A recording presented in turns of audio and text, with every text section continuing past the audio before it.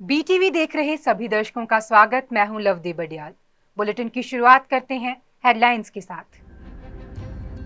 झारखंड के धनबाद में बंद पड़े कोयला खदान के धंसने से 3 लोगों की हुई मौत। मणिपुर की राजधानी इम्फाल से लगे कुकी बहुल कोकेन गांव में 3 लोगों की हुई मौत।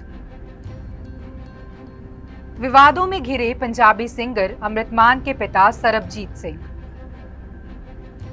उत्तराखंड में अभी भी जारी वेस्टर्न डिस्टर्बेंस का असर, बारिश के साथ लैंडस्लाइडिंग की घटनाएं आई सामने। अब खबरें विस्तार के साथ। झारखंड के धनबाद में बंद पड़े कोयला खदान के धंसने से 3 लोगों की मौत हो गई। मृतकों में 10 साल का लड़का भी शामिल है। घटना भारत कोकिंग कोल लिमिटेड के झरिया स्थित भौरा माइंस में सुबह 10:30 बजे की है। स्थानीय लोगों ने बताया कि इस इलाके में सैकड़ों की संख्या में लोग अवैध रूप से कोयला निकालते हैं। आज जब कोयला निकालने का काम चल रहा था तो अचानक जोरदार आवाज के साथ धंसा और कई लोग इसमें दब गए। आसपास मौजूद लोगों ने 3 लोगों को मलबे से निकालकर अस्पताल पहुंचाया, जहां डॉक्टरों ने उन्हें मृत घोषित कर दिया। इधर धनबाद के एसपी संजीव कुमार ने बताया कि बीसीसीएल के अवैध खनन ढहने की सूचना मिली। एक शव भी बरामद कर लिया गया है और रेस्क्यू ऑपरेशन चलाया जा रहा है। अभी कितने लोग अंदर दबे हैं, इसकी जानकारी नहीं मिल पाई है। हम बीसीसीएल की रिपोर्ट का इंतजार कर रहे हैं, उसके बाद आगे की कार्रवाई की जाएगी। डीएसपी अभिषेक कुमार ने कहा, मारे गए लोगों की सही संख्या और घायलों की संख्या का पता लगाया जा रहा है। वहीं भोरा थाने के इंस्पेक्टर विनोद उरांव ने कहा कि बचाव कार्य जारी है। अभी घायल और मृतकों की संख्या के विषय में कुछ भी कहना जल्दबाजी होगी। मणिपुर में कुकी और मैतेई समुदाय के बीच चल रही हिंसा थमने का नाम नहीं ले रही। शुक्रवार को राजधानी इम्फाल से लगे कुकी बहुल कोकेन गांव में अलग अलग वारदात में 3 लोगों की मौत हो गई। इधर सुप्रीम कोर्ट की वैकेशनल बेंच ने राज्य में 3 मई से लगे इंटरनेट बैन पर फौरन सुनवाई से इनकार कर दिया। जस्टिस अनिरुद्ध बोस और जस्टिस राकेश बिंदल की बेंच ने कहा कि मामला पहले से हाई कोर्ट में है, इस पर सुनवाई होने दे। याचिका एडवोकेट चौंगथम विक्टर सिंह और बिजनेसमैन मैंगबाम जेम्स ने दायर की थी। इधर गुरुवार देर रात 2 लोगों ने इम्फाल में भाजपा विधायक सोराई साम केबी के घर पर बम से हमला कर दिया। पुलिस के मुताबिक 2 लोग बाइक से आए और उन्होंने खुले गेट के अंदर आईईडी बम फेंक दिए, जिसके बाद तेज धमाका हुआ। हालांकि इस घटना में किसी के हताहत होने की खबर नहीं है। विदेश मंत्री एस जयशंकर ने गुरुवार को कहा था कि विदेश दौरों पर भारत के खिलाफ बोलना राहुल गांधी की आदत बन चुकी है। जयशंकर ने कहा कि राष्ट्रीय राजनीति को देश से बाहर जाना देश के हित में नहीं। इसी पर कांग्रेस महासचिव जयराम रमेश ने जयशंकर के इस बयान का जवाब दिया है। जयराम ने अपने सोशल मीडिया हैंडल पर लिखा कि जिस शख्स ने राष्ट्रीय राजनीति को देश से बाहर ले जाने की प्रथा शुरू की, वह कोई और नहीं बल्कि वह व्यक्ति है जिसने आपको मंत्री पद दिया है। आप इसे जानते हैं, लेकिन आप इसे स्वीकार नहीं कर सकते, डॉक्टर मिनिस्टर। जयराम रमेश के बाद कांग्रेस के एक और महासचिव रणदीप सुरजेवाला ने भी जयशंकर पर हमला बोला। सुरजेवाला ने कहा कि प्रधानमंत्री ने पिछली सरकारों का मजाक उड़ाया है और देश के 70 साल से अधिक पुराने इतिहास पर प्रकाश डाला है। राहुल गांधी ने जो कहा वह केवल सच है कि हमारी संवैधानिक निकायों की सुनियोजित व्यवस्था पर हमला हो रहा है।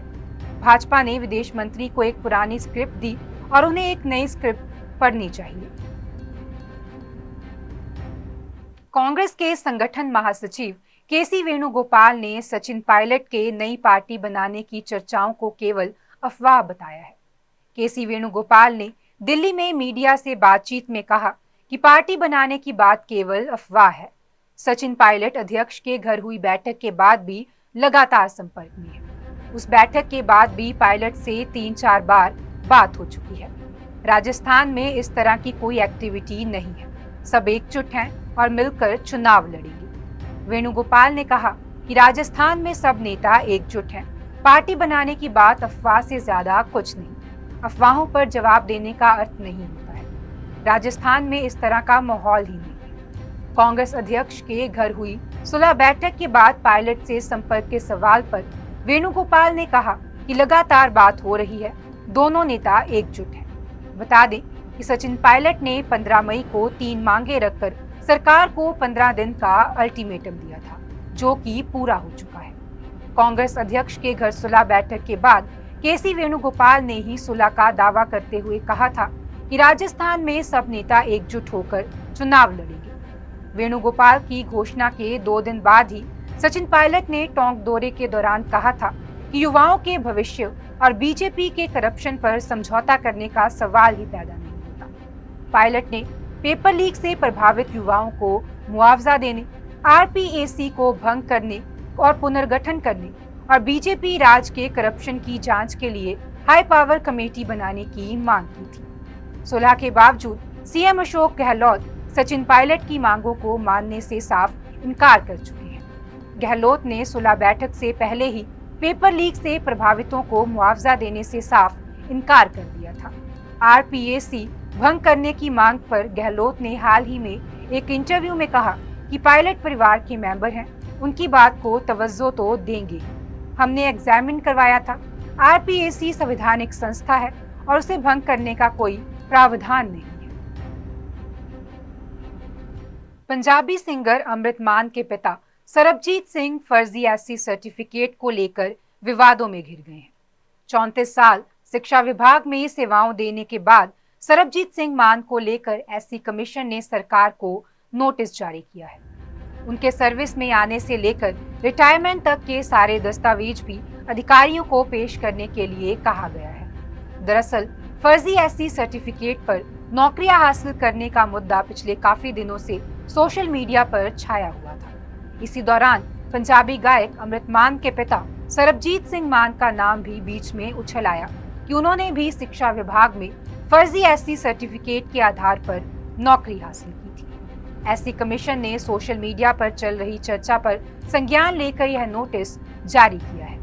एससी कमीशन के चेयरमैन विजय सांपला ने कहा कि उन्होंने चल रही खबरों पर संज्ञान लेकर शिक्षा विभाग के सचिव, सामाजिक न्याय एवं अधिकारकर्ता विभाग के सचिव को नोटिस जारी कर सरबजीत सिंह के बारे में जानकारी मांगी है। सांपला ने कहा कि दोनों अधिकारियों को जांच कर सारी जानकारी 15 दिन के अंदर देने के लिए कहा गया है। तथ्यों के आधार पर रिपोर्ट 21 जून तक ईमेल के माध्यम से या डाक के जरिए सौंपने के लिए कहा गया है।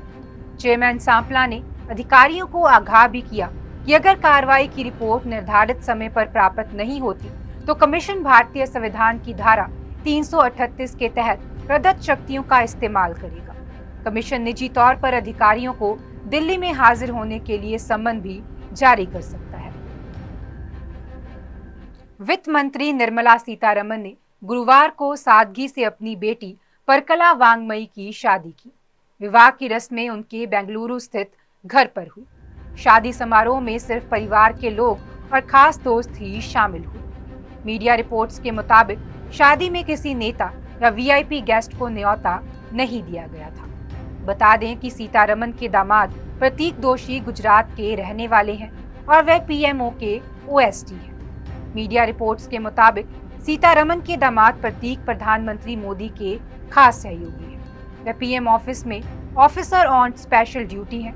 वह 2014 से ही पीएमओ में काम कर रही हैं। उन्हें 2019 में ज्वाइंट सेक्रेटरी की रैंक दी गई और ओएसडी बनाया गया। वह रिसर्च और स्ट्रेटेजी का काम देखते हैं। प्रतीक सिंगापुर मैनेजमेंट स्कूल से ग्रेजुएट हैं। जब मोदी गुजरात के मुख्यमंत्री थे उस समय प्रतीक उनके ऑफिस में रिसर्च असिस्टेंट थे। निर्मला की बेटी परकला वांगमई मिंट लाउच में फीचर राइटर हैं। उन्होंने दिल्ली यूनिवर्सिटी के इंग्लिश डिपार्टमेंट से मास्टर डिग्री की है। उन्होंने अमेरिका के नॉर्थ वेस्टर्न यूनिवर्सिटी के मेडल स्कूल ऑफ जर्नलिज्म से भी पढ़ाई की है। वेस्टर्न डिस्टर्बेंस का असर उत्तराखंड में अभी भी जारी है। बारिश के साथ लगातार लैंडस्लाइडिंग की घटनाएं सामने आ रही है। इसका असर चार धाम यात्रा और हेमकुंड साहिब यात्रा पर भी पड़ रहा है। बीते दिन केदारनाथ के पास आए एवलांच के बाद से ही यात्रियों में डर का माहौल बना हुआ है। मौसम विभाग ने इस बीच अगले 4 दिन येलो अलर्ट जारी रखा है, यानी कि यात्रा करें लेकिन अपना ख्याल भी रखें। बता दें कि केदारनाथ धाम में गुरुवार को एक बार फिर एवलांच आया। मंदिर से 4 किलोमीटर दूर चोड़ाबाड़ी ताल की और पहाड़ियों में हिमस्खलन हुआ। एवलांच आने के बाद लगभग 5 मिनट तक बर्फ का धुआं उठता दिखाई दिया, जिसके बाद श्रद्धालुओं में अफरा तफरी मच गई। इस दौरान लगभग 4 से 5 मिनट तक बस बर्फ के धुआं ही धुआं दिखाई दिया। हालांकि चंद मिनटों के बाद जब बर्फ का धुआं छटा तो लोगों ने राहत की सांस ली। बता दें कि मौसम विभाग के अनुसार आने वाले 4 दिन येलो अलर्ट रहने वाला है। यहाँ बारिश हो सकती है, तेज हवाएं चल सकती है। ये अलर्ट पूरे उत्तराखंड को ध्यान में रखकर दिया गया है।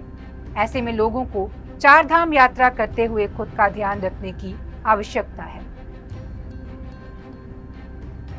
आज के बुलेटिन में फिलहाल इतना ही। आप देखते रहें BTV, be positive, be yourself.